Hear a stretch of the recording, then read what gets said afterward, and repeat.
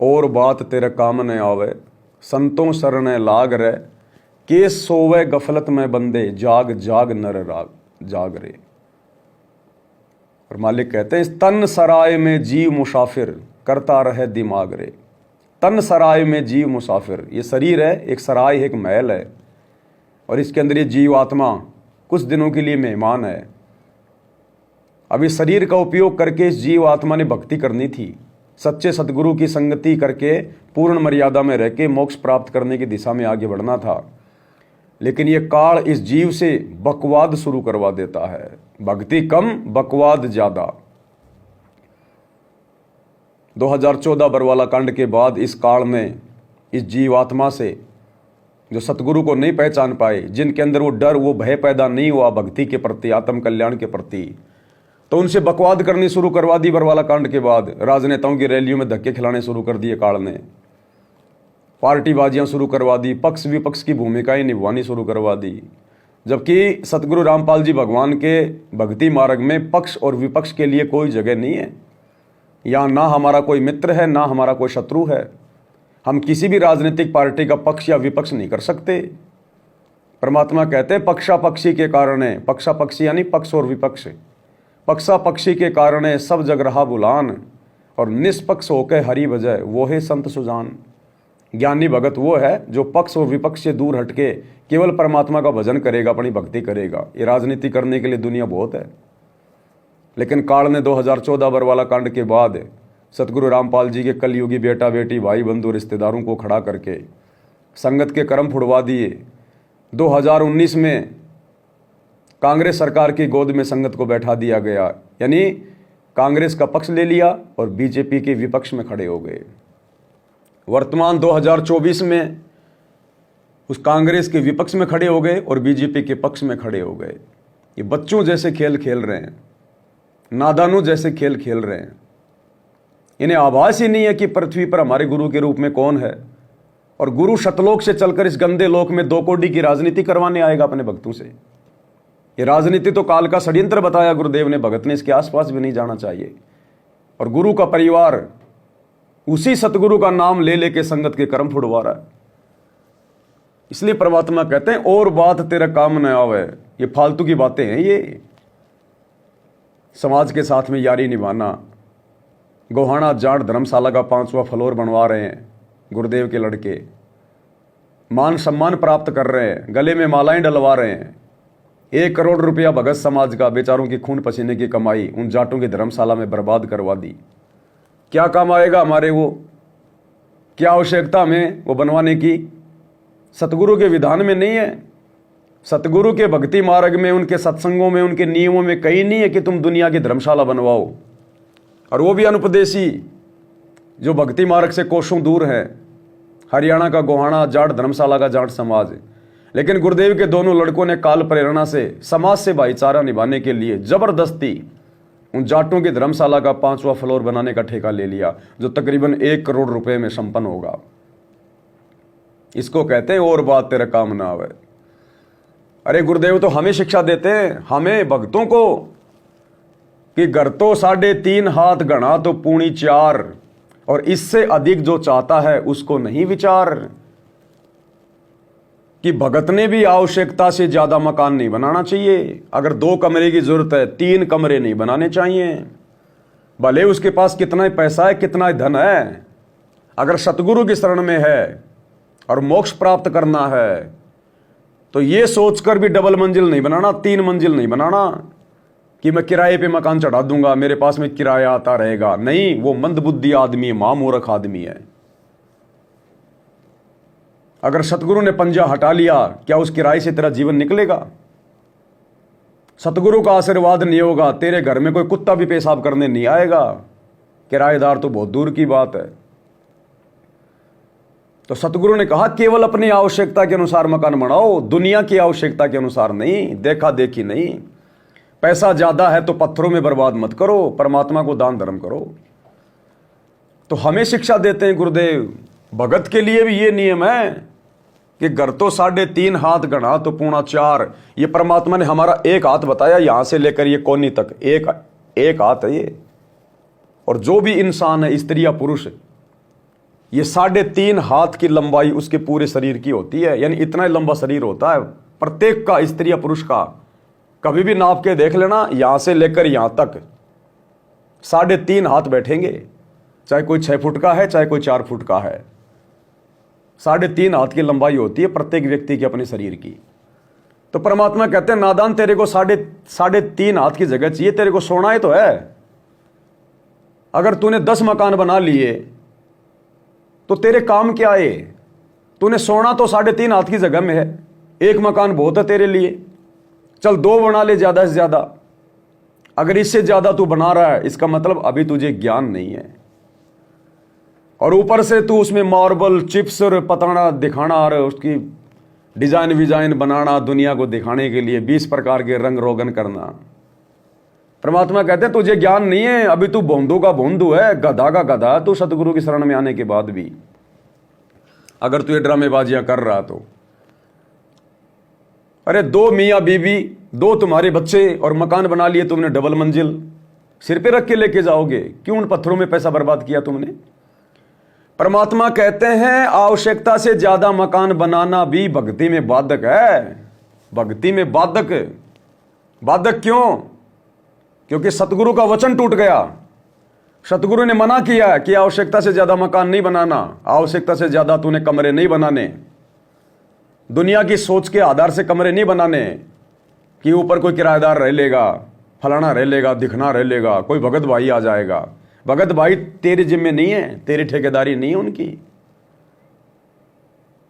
तो परमेश्वर कहते हैं आवश्यकता से ज्यादा मकान बनाना भी काल का जाल है। क्योंकि सतगुरु ने मना कर दिया सत्संग में और हम बना रहे हैं, तो हम सतगुरु के भगत कहां हुए? हम तो मन की बात को महत्व दे रहे हैं, काल की बात को महत्व दे रहे हैं। सतगुरु ने तो कभी कहा ही नहीं कि तुम आवश्यकता से ज्यादा मकान बनाओ, मकान में मार्बल चिप्स और टाइल दुनिया भर का डिजाइन लगाओ। और सतगुरु के दोनों लड़के दुनिया के लिए, ना कि अपने भक्तों के लिए, ना कि खुद के लिए, खुद की तो उन्होंने बड़ी बड़ी कोठियां बना रखी है। भाई साहब देखोगे तो तुम्हें पसीने आ जाएंगे। इनकी खुद की कोठियां देखोगे तो तुम्हारे पसीने आ जाएंगे। हरियाणा के मुख्यमंत्री की भी नहीं मिलेगी ऐसी कोठी जो इनकी है। इसलिए दुनिया वालों के लिए पैसा खर्च कर रहे हैं अब, समाज में भाईचारा निभाने के लिए। और जाटों की धर्मशाला का 5वां फ्लोर इन्होंने, जो 1 करोड़ रुपए में बनेगा। सोचिए, जो गुरुदेव के लड़के बेमतलब केवल अपनी मान बढ़ाई के लिए, समाज में अपनी प्रशंसा के लिए, जो अपने समाज की धर्मशाला में 1 करोड़ रुपया लगा सकते हैं, तो सोचिए वो सतगुरुदेव के लड़के उन्होंने अपने मकान किस प्रकार के बनवा रखे होंगे। जिस धर्मशाला में उनको रहना भी नहीं है, जब उसमें 1 करोड़ रुपए लगा सकते हैं, तो सोचो इन्होंने अपने खुद के मकान क्या बनाए होंगे। तो टोटल काल प्रेरणा से सब कुछ हो रहा है। गुरुदेव का आदेश क्या कह रहा है, गुरुदेव की भक्ति मर्यादा क्या कह रही है, भक्ति नियम क्या कह रहा है, और गुरुदेव का परिवार क्या कर रहा है। तो मर्यादा क्या कहती हैं, ये गुरुदेव का सत्संग सुनिएगा आप। तो परमात्मा क्या बताते हैं कि आप मनुष्य जीवन प्राप्त हो, आपको कितनी सुविधा प्राप्त है। जब भूख लगती है खाना खा लेते हो, प्यास लगती है पानी पी लेते हो, गर्मी सर्दी से बचने के लिए मकान बना लिए। ये वैसे मकानों की आवश्यकता हमने इतनी चाहिए थी कि आवश्यकता से अधिक ना बनाए इनको। ये हमारा भक्ति बाधक है। जो भक्ति करना चाहते हैं, मोक्ष कराना चाहते हैं, तो उनको इन सब नियमों को फॉलो करना पड़ेगा। ये हमारा भक्ति बाधक है। जो भक्ति करना चाहते हैं, मोक्ष कराना चाहते हैं, तो उनको इन सब नियमों को फॉलो करना पड़ेगा जो बताए जाते हैं, क्योंकि वो भक्ति में बाधक है। और जो भक्ति बाधक है आप उनको भी साथ लेकर चल रहे हो, तो आप ऐसा कर रहे हो जैसे किसी पशु के गल में लठ बांध दिया करते सा मोटा रस्से में गाल कर। अब वो चल नहीं सकता उस स्पीड से जैसे उन्हें चलना चाहिए, चल गट्टियां पर लग गए। तो आप जी इन मर्यादाओं को पालन ना करके और भक्ति रूपी मार्ग पर चलने की चेष्टा करोगे, आप नहीं सफल हो सकते। तो इसलिए हमने ज्ञान के आधार से इन बुराइयों को, इन कुरीतियों को, और सांसारिक परंपराओं को भी त्यागना पड़ेगा, तब हम इसमें सफल होंगे। फिर अपनी बड़ी स्पीड से चलेंगे। जैसे मकान बना लिया, ठीक है, आजकल परमात्मा ने दया कर रखी है, बढ़िया सुविधा आपको प्राप्त है, मकान बना लो, जैसा आवश्यक हो उतना ही, केवल उसी के लिए कि बढ़िया कोठी बनाऊं, लोगों का प्रशंसक बन जाऊं, ये हमारी अपनी सोच होती है, अध्यात्म मार्ग नहीं है। तो मकान बनाओ जितना आवश्यक हो और जितनी आपकी जेब अलाउड करती हो, आवश्यकता से अधिक खर्च मत करो। हमारे पूर्वज आपने देखे होंगे, हमने तो खूब याद है, झोंपड़ियों में टाइम पास करके कई पीढ़ी, उनका तो इतना काम है, एक चारपाई डालनी है आपने, चाहे 10 कमरों का मकान है आपका, एक कमरे में एक कोने में 3 बाई 7 फुट की जगह चाहिए आपने, घुटने तो घुड़िया तो मोकली है। कबीर साहब तक कहते हैं घर तो 3.5 हाथ और गढ़ा तो 4.25 है। कहे कबीर अधिका बना, अधिका कहे उसको नहीं विचार। ये मनुष्य की जो शरीर है 3.5 हाथ का होता है। परमात्मा कहते हैं आपने घर 3.5 हाथ की आवश्यकता है, घना बनाओ तो 4.25, और इसे फालतू बनावा है तो मूर्खता है तेरी। फिर भी परमात्मा का कहने का तात्पर्य है कि आवश्यकता से अधिक कोई भी वस्तु आप संग्रह करते हो, आपकी भक्ति का बाधक बनेगा। आवश्यकता से अधिक कोई भी वस्तु यदि भगत संग्रह करेगा वो भक्ति में बाधक बनेगी। चाहे धन हो, चाहे मकान हो, चाहे जमीन हो, चाहे प्लाट हो, कुछ भी हो। ये प्लाट शब्द तो भगत के आसपास होना नहीं चाहिए। प्लाट का मतलब होता है खाली जगह। क्या मतलब है? ऑलरेडी हम रह रहे हैं मकान में और हमारे पास 2 प्लाट और हैं, 1 प्लाट और है। ये शब्द भगत की डिक्शनरी में नहीं होना चाहिए कि मेरे पास में एक खाली प्लाट पड़ा है बराबर में। गलत है, ये नहीं होना चाहिए। इसका मतलब वो आवश्यकता से अधिक संग्रह किया हुआ है, वो कहीं ना कहीं आपको नुकसान ही देगा, आपको बाधाएं पैदा करेगा वो। तो गुरुदेव कह रहे हैं और बात तेरे काम न आवे, संतों शरण लाग रहे। अब ये जाटों की जो धर्मशाला जो बनवा रहे हैं गुरुदेव के लड़के, 1 करोड़ रुपए के आसपास, ज्यादा ही लगेगा उसमें, 5वां फ्लोर। अब कुछ सेंस ही नहीं निकलता, कोई मतलब ही नहीं निकलता इस बात का। हम क्यों बनाए हम दुनिया की धर्मशालाएं? दुनिया अपने हिसाब से बनाए ना, हम क्यों बनाए? लेकिन गुरुदेव क्या कह रहे हैं? दिखावे के लिए, प्रशंसा प्राप्त करने के लिए कि भाई बाबा रामपाल जी के बेटों ने जाट धर्मशाला में 1 करोड़ रुपए से 5वां फ्लोर बना दिया, प्रशंसा प्राप्त करने के लिए। और गले में माला डलवा के घूम रहे हैं। जो चीज उनको चाहिए थी वो काल ने दे दी, मान बढ़ाई, प्रशंसा, इज्जत। भक्ति मार्ग में भगत होकर जो इज्जत का भूखा होगा अगले जन्म में गधा बनेगा, उससे बड़ा बेइज्जत फिर कोई नहीं होगा। राजनेताओं के तलवे चाटते डोल रहे हैं, राजनेताओं के तलवे चाटते हुए। और गुरुजी कह रहे हैं कि भगत ने राजनेताओं के पीछे नहीं जाना चाहिए, नहीं दौड़ना चाहिए। राजनेताओं के पीछे तो मान बढ़ाई के भूखे दौड़ते हैं, उनसे कुछ प्राप्त करने के चक्कर में डोलते हैं लोग। हम भगत हैं, हमारा राजनीति से लेना देना ही नहीं है, हमारा कोई कनेक्शन ही नहीं है। वो राजनेता अपना काम कर रहा है, अब भगत हम अपना काम करेंगे। बिल्कुल विरोधाभास होना चाहिए राजनीति का और भक्ति का, भगत का और राजनेता का, बिल्कुल 36 का आंकड़ा। लेकिन भगत लोग जबरदस्ती राजनेताओं के अंदर घुस रहे हैं, जबरदस्ती। और राजनेता नहीं आ रहे हमारे पास में, लेकिन भगत घुस रहे हैं जबरदस्ती। क्या स्वार्थ है ऐसा? ज्ञान का टोटा, समझ नहीं पाए भक्ति मार्ग को अभी भी ये लोग। और दास ने आप लोगों को बहुत पहले कहा था कि भाई और बहनों, ये जो आश्रम जो खोल दिए गए ना अलग अलग, ये अलग अलग दुकानें खुल गई, अलग अलग धंधे बन गए, और आपस में इनके जूत बजेंगे एक दिन। ये आश्रम वाले आपस में लड़ेंगे एक दिन, इनके जूते बजेंगे। गुरुजी के लड़के चाहते हैं कि ज्यादा संगत आए धनाना में, राजस्थान वाला चाहेगा कि ज्यादा संगत आए राजस्थान में, यूपी वाला चाहेगा ज्यादा संगत आए यूपी में। क्यों? क्योंकि जहां ज्यादा संगत आएगी वहां धन भी ज्यादा आएगा, ज्योति पाठ के पैसे भी आएंगे। और पैसों के लिए तो सारा ये ढोल मंजीरा हो रहा है। कुरुक्षेत्र वाला वो पुरुषोत्तम सैनी चाहता है कि हरियाणा की संगत सारी कुरुक्षेत्र में आ जाए, और भक्तों को आकर्षित करने के लिए, लोगों का ध्यान आकर्षित करने के लिए, ज्यादा भीड़ आश्रम में जुटाने के लिए वो पुरुषोत्तम सैनी कुरुक्षेत्र आश्रम का स्वामी हरियाणा के मुख्यमंत्री के घर पे पहुंच गया लेके भक्तों को उसको भंडारे का निमंत्रण देने के लिए, जैसे उसका फूफा लगता है। लगता भी होगा क्योंकि पुरुषोत्तम भी सैनी है और हरियाणा का सीएम नायब सैनी वो भी सैनी है, हो सकता है रिश्ते में उसका फूफा हो।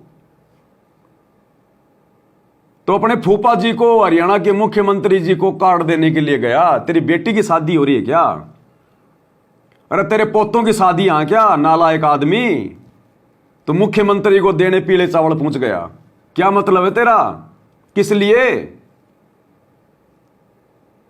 उसके घर पे पहुंच गया मुख्यमंत्री के।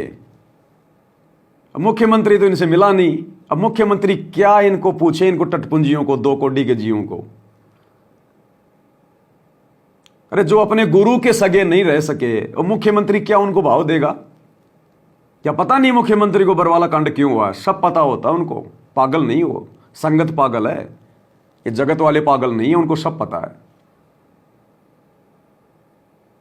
और जब तक गुरुजी हिसार जेल से बाइज्जत बाहर नहीं आएंगे तब तक दुनिया वालों की नजरों में गुरुजी केवल रामपाल रहेंगे। रामपाल, कैदी रामपाल, गुंडा रामपाल, बुंडा रामपाल।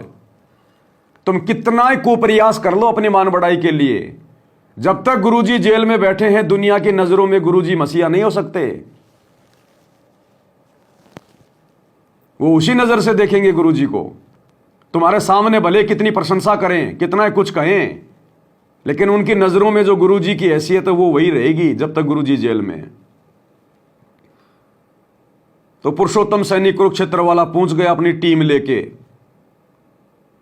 क्यों भाई, सबसे बड़ा आश्रम तो धनाना में है ना, तो मुख्यमंत्री को तो धनाना में जाना चाहिए। लेकिन पुरुषोत्तम सैनी पहुंच गया पहले ही कि कहीं धनाना वाले ना पहुंच जाएं मेरे से पहले। और अगर मुख्यमंत्री अगर कुरुक्षेत्र वाले आश्रम में आएगा तो हमारी तो बल्ले बल्ले हो जाएगी। संगत फिर ज्यादा इसी आश्रम में आया करेगी कि पुरुषोत्तम सैनी के संबंध तो हरियाणा के मुख्यमंत्री से हैं। और उसके घर पे पहुंच गया पीले चावल लेके। अब वहां उसका कोई चौकीदार, कोई छोटा मोटा कोई अधिकारी उसने जो बैठा रखा अपना पीएसीए, वो मिल गया। उसके साथ में फोटो खिंचवा रहे हैं, सर अब की बार तो आप जरूर आना। ऐसे मिन्नत कर रहे हैं जैसे मुख्यमंत्री के बिना इनके प्रोग्राम सक्सेस ही नहीं होते, बाहर के लोगों के आए बिना इनके प्रोग्राम सफल ही नहीं होते। अरे इतनी मिन्नतें नालायको अपने गुरुजी से करो नाक रगड़ के कि गुरुजी माफ करो, हमसे गलती होगी बरवाला कांड में। ए गुरुदेव, आने की दया करो परमात्मा, हम नीचों को क्षमा करो। आपके बिना आश्रम सूने हैं परमात्मा, आपके बिना भक्ति नहीं हो रही परमात्मा, आप आओ गुरुदेव भगवान, हम नीचों को माफ करो। लेकिन गुरु इनको शोपन में याद नहीं आता। अगर गुरु आ जाएगा तो फिर इनका डंका कैसे बजेगा? अरे संगत इनके हाथों में तो उसी समय तक दे रही है जब तक गुरुजी नहीं आ रहे। जिस दिन गुरुजी आश्रमों में आ जाएंगे उस दिन इनको पैसा कौन देगा?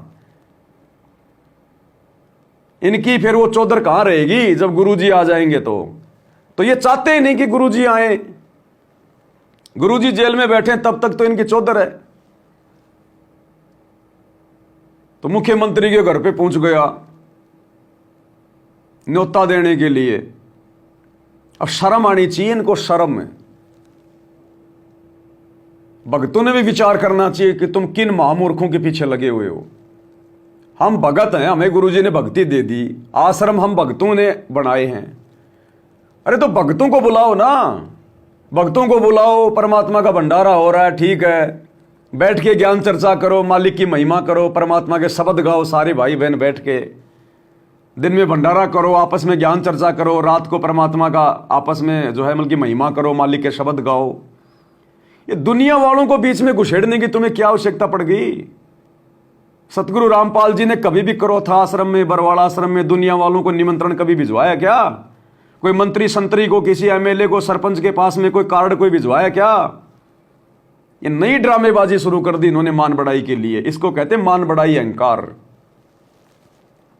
राज त्यागना सहज है, सहज नारी का ने, मान बढ़ाई ईर्ष्या दुर्लभ तजनाए। तो गुरुजी के विधान के खिलाफ है ये राजनेताओं को जा जाके उनको निमंत्रण देना भंडारे के लिए।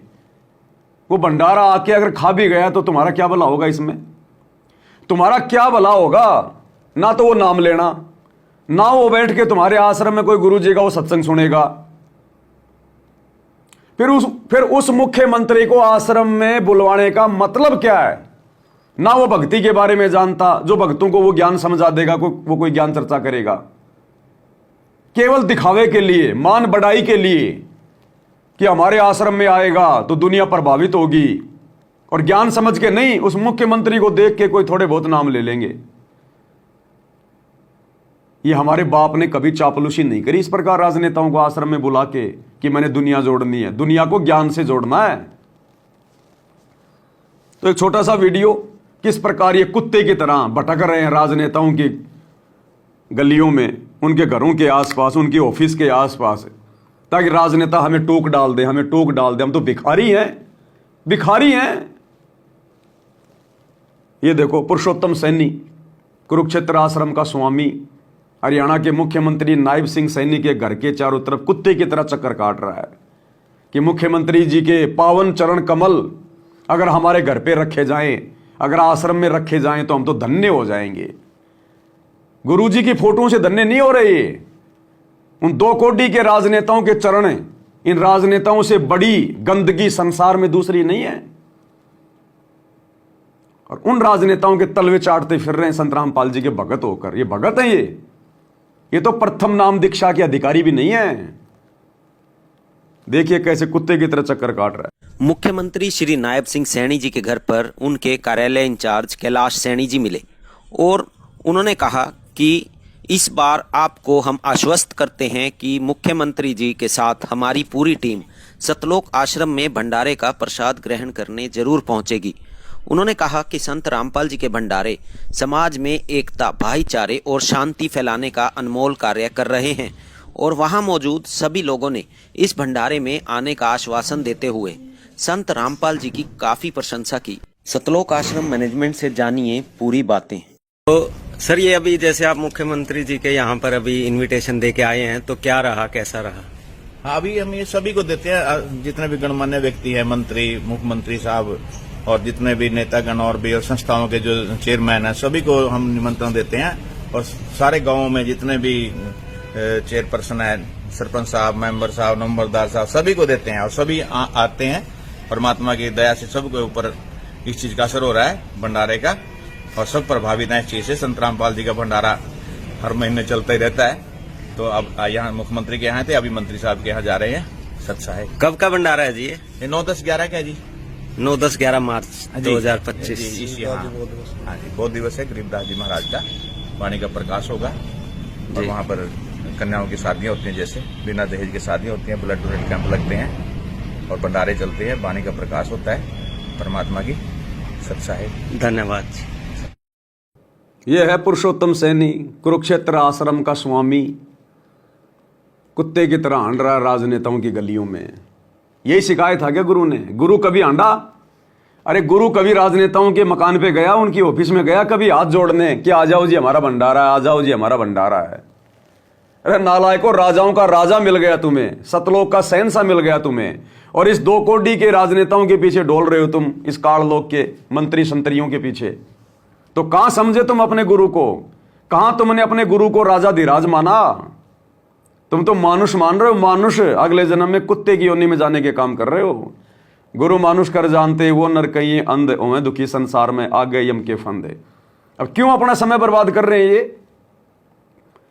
साध संगत वालों के तो भंडारे रुकवाते हैं, पुलिस को लाके लठ बजा के हैं, और 2 कोटी के नेताओं को भंडारे में लेके जा रहे हैं। ये उल्टे दिन लग रहे हैं इनके, उल्टे दिन। नरक में ठोकेगा काल इनको। ये भगत नहीं है, भगत के भेष में भेड़ी हैं, काल के दूत है ये। इनको अपने गुरुजी की शिक्षाओं का नहीं पता कि गुरुजी ने क्या बोल रखा है। इनको असर ही नहीं पड़ता कोई। गुरु ने कह रखा कि ये राजनेता तो उस समय आएंगे जब ये गधे बन लेंगे, अब इनके पीछे मत दौड़ो, ये नहीं आएंगे, ये तो मान बढ़ाई में फूल रहे हैं। कोई छोटा मोटा सरपंच बन जाए वो नहीं आ सकता परमात्मा की शरण में। और मुख्यमंत्री की तो बात ही अलग है। तो गुरुदेव ने कहा कि जब ये गधे बन लेंगे ना, गधे, तब आएंगे ये, इस जन्म में नहीं आने वाले। और आ भी गए तो ये सक्सेस नहीं है, ये भक्ति नहीं कर पाएंगे ये। तो गुरु क्या कह रहा है, और गुरु के सत्संगों के विरुद्ध ये आश्रमों के स्वामी कुत्ते की तरह राजनेताओं के पीछे चक्कर काट रहे हैं। तो कहां इन्होंने गुरु जी के ज्ञान को समझा। अब गुरु जी क्या कह रहे हैं राजनेताओं के विषय में कि ये तो उस समय आएंगे जब ये गधे बन लेंगे। अब बाकी अपनी मान बढ़ाई के लिए, अपने वोट बैंक के लिए ये घूम लेंगे, भंडारे में चले जाएंगे, लेकिन को भक्ति और ज्ञान से कोई मतलब नहीं है। ऐसे मंत्री है, मुख्यमंत्री है, प्रधानमंत्री है, इन वास्ता से भगवान की पर भक्ति नहीं कर सकते ये। ठीक है कि माथा टेका हुए हैं फॉर्मेलिटी से, क्योंकि जीव है भगवान के लिए तो रह ही नहीं सकता। तो वो भगवान अग्नि स्मारक पर उनको लगाना चाहो, आज नेड़े भी ना हो है, उन्हें तो बकवाद चाहिए, अच्छी बढ़िया बढ़िया कोठी लंबी कार, सामने घुटी छुट्टी कल्पा में बकवाद करनी। तो ये छोड़नी पड़े, तो वो छोड़ नहीं सकेंगे। वो जब छोड़ेंगे जब गधे बन लेंगे फिर को मार छुटवा होगा उनकी सारी।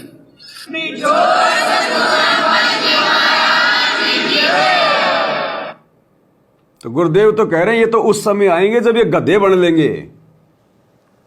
तो क्यों फिर इन राजनेताओं के पीछे डोल रहे हो। अरे तुम्हारे गुरु अंतर्यामी है, उन्होंने देख के बता दिया कि ये नहीं आ सकते शरण में, ये नहीं आ सकते। आ गए तो भक्ति नहीं करेंगे, ये वही बकवाद करेंगे। जैसे बॉलीवुड वाले नहीं आ सकते गुरु जी की शरण में, कोई आ गया तो बकवाद ही करेगा। तो वो एक लड़का, वो ऋषिराज पंवार, वो आ गया गुरु जी की शरण में, नाम ले लिया, क्या फायदा उसका नाम लेने का, बकवाद सारी वही कर रहा है, वही फिल्में बना रहा है। तो क्या नाम लिया फिर उसने, वो भगत है, वो खाली ठप्पा है कि मैं भगत हूं, बाकी काम सारे वही बढ़वागिरी के। तो अगर ये राजनेता अगर आ भी गए गुरु जी के शरण में कोई एक आध, तो वो तो वही राजनीति करेगा, वही बढ़वागिरी करेगा। वो तो राजनीति क्या है, ये बढ़वागिरी है और क्या है। तो क्यों चक्कर काट रहे हो। गुरु जी का ज्ञान तो कहता नहीं कि तुम चक्कर काटो। और फिर भी यदि चक्कर काट रहे हैं वर्तमान में आश्रम वाले, तो भाई अपने स्वार्थ के लिए काट रहे हैं, अपनी मान बढ़ाई के लिए काट रहे हैं, गुरु जी के विधान में नहीं है कहीं भी। भाई जो गुरु वचन पे डट गे, कट गे फंद 84 के, कट गे फंद 84 के, कट गे फंद 84 के।